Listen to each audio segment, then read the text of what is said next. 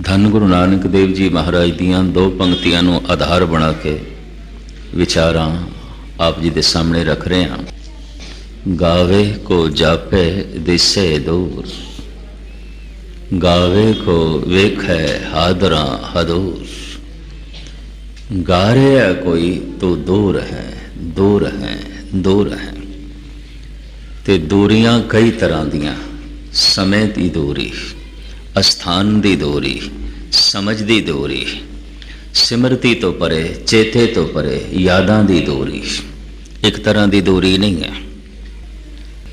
कोल वस्तु पईए सिमरती दे च नहीं, चेते दे च नहीं। कोल वस्तु पईए समझ तो परे, समझ दे च नहीं। फिर एक होर दूरी, समय की दूरी, अस्थान की दूरी। हजारां साल पहले कोई घटना सी, समय की दूरी। अस्थान की दूरी 5-10 हज़ार मील की दूरी ते है। परमात्मा के उपर समय की दूरी, अस्थान की दूरी लागू नहीं होती। क्यों? वो त्रय काल दर्शी है, उस समय दे है ही नहीं। वो तो अकाल है। अकाल का मतलब जिथे काल नहीं, समा नहीं है। उस समय तो बालातर है, त्रय काल दर्शी है। वरना मनुख 3 कालों दे विच है। मनुख का कुछ भूतकाल है, मनुख का कुछ भविष्य है, मनुख का कुछ वर्तमान भी है। लेकिन परमात्मा का भविष्य ते भूतकाल तां हो सकता है जो उसका कोई आद होवे ते अंत होवे। जब आद कोई नहीं, अंत कोई नहीं, तो भूतकाल भी नहीं, भविष्य भी नहीं। परमात्मा है सो है। ये 2 शब्द असी परमात्मा नाल नहीं जोड़ सकते कि परमात्मा होया सी, नहीं कह सकते। भूतकाल की घटना नहीं है। परमात्मा होवेगा, वो भविष्य की संभावना भी नहीं है। परमात्मा है सो है, 3 कालों तो परे।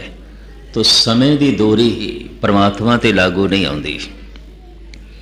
अस्थान की दूरी भी लागू नहीं आती। तू सबने थाई जिथे हो जाए, साचा सिरजन हार जियो।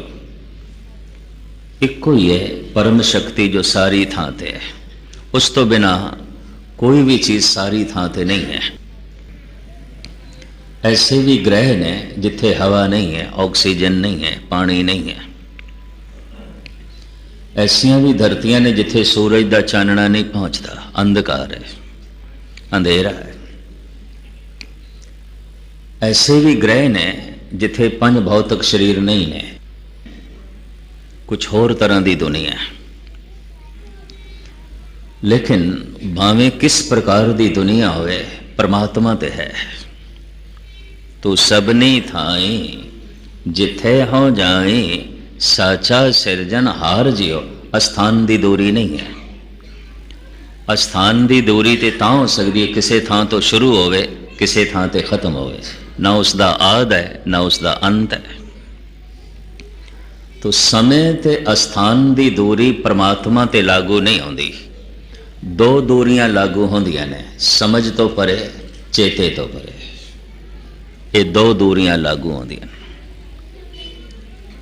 आनंद नहीं है, परम प्रकाश नहीं है। परमात्मा आनंद है, परमात्मा गुणों का सागर है।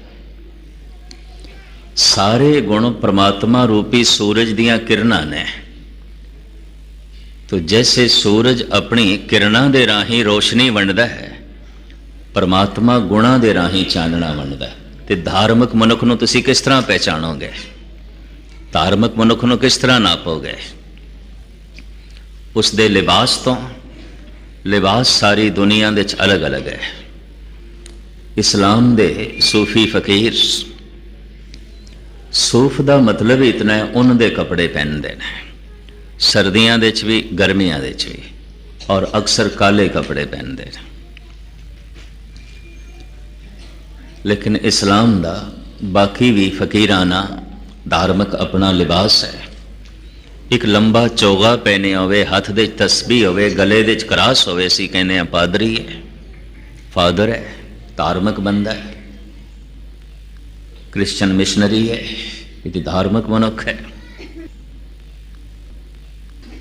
इसी तरीके नाल विशेष तरह के लिबास, ये सन्यासी है, ये बैरागी है, ये बुद्धिस्ट है, ये दिगंबरी है, श्वेतंबरी साधु है जैन धर्म का, ये गुणी है, ज्ञानी है, संत है। लिबास तो धार्मिक दिखाई दे जाना होर गल है, गुणा करके धार्मिक हो जाना होर गल है। मैं लफ्ज़ फिर दोहरावां, गुणा करके धार्मिक हो जाना एक साधना है, एक तपस्या है, एक मेहनत है, प्रभु की बख्शिश है। लिबास करके धार्मिक दिखाई दे जाना एक फोका श्रृंगार है और कुछ भी नहीं है। हाँ, अगर एक सुहागन श्रृंगार करे तो कुछ मैंने रखता है, पर वही श्रृंगार वेसवा कोल भी होंदा है, तो क्या उसनों सुहागन कह देइए? श्रृंगार कई दफा मुर्दियां भी कराया जाता है। अगर रूहानी जीवन कोल नहीं है लेकिन रूहानी लिबास है, धार्मिक जीवन नहीं है, धार्मिक पहरावा है, तो साहिब कहते नाम बिना जेता व्यवहार ज्यों मेरे तक मिथ्या सिंगार। ये तो फिजूल मिथ्या सिंगार है। धार्मिक हो जाना कुछ गुणा ते खड़ा है, धार्मिक दिखाई दे जाना लिबास ते खड़ा है, पहरावे ते खड़ा है। विशेष तरह का पहरावा पहन के धार्मिक दिखाई देना बहुत सौखा है, बहुत सौखा है, बहुत सौखा है।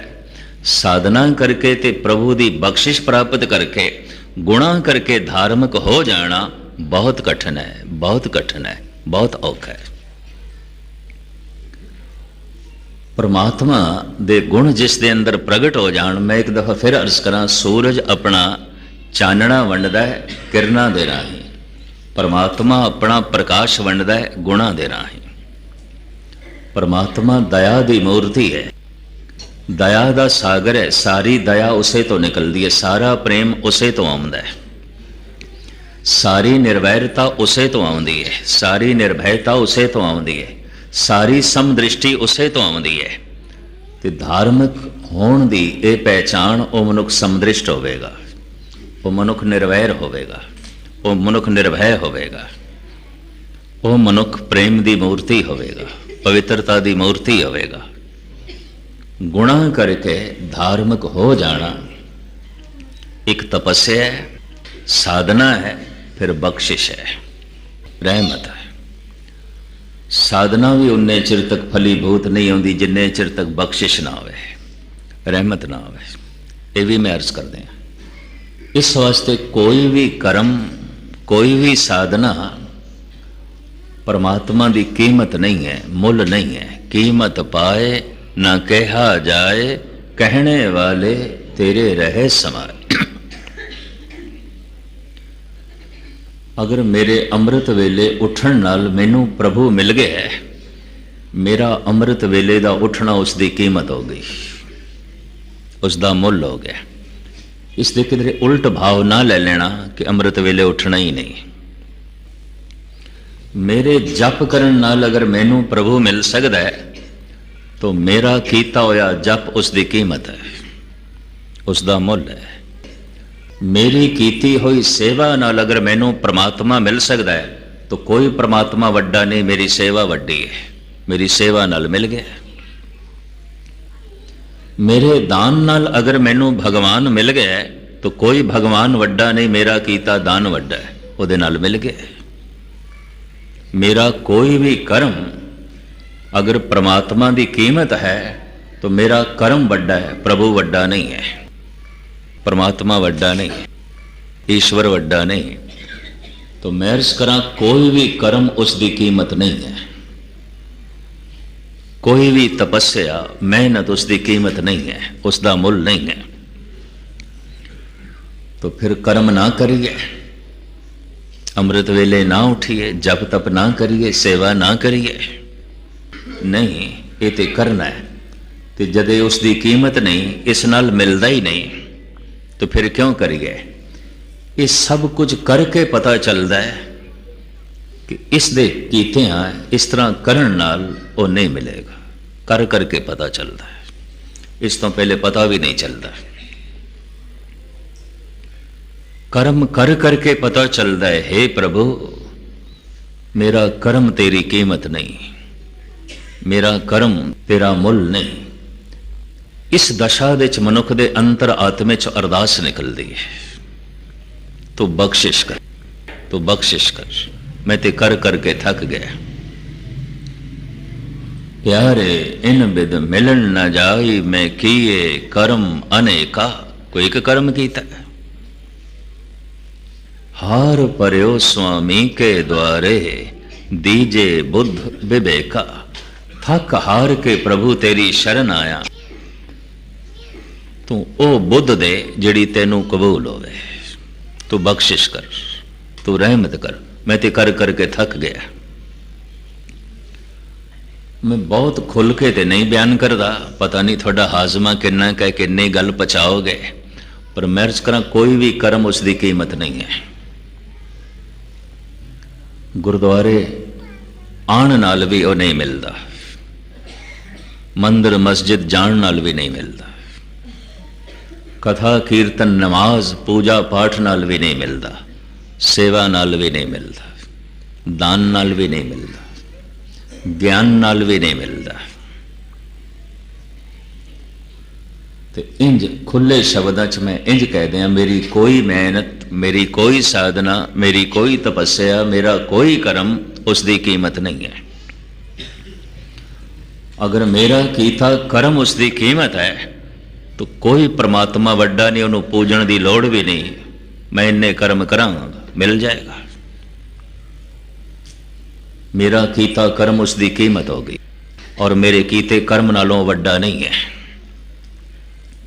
क्योंकि इतने कर्म मैं करांगा, मिल जाएगा।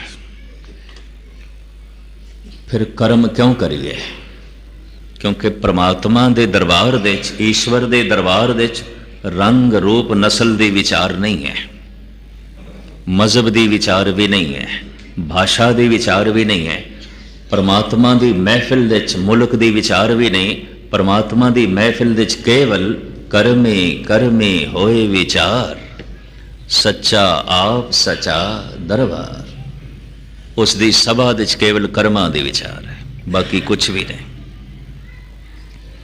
वो नहीं देखता इसका रंग की, इसका रूप की, इहदी नस्ल की, इहदी भाषा की, इसका मजहब की, इहदा मुल्क की, इहदी कौम की है, ये नहीं देखता।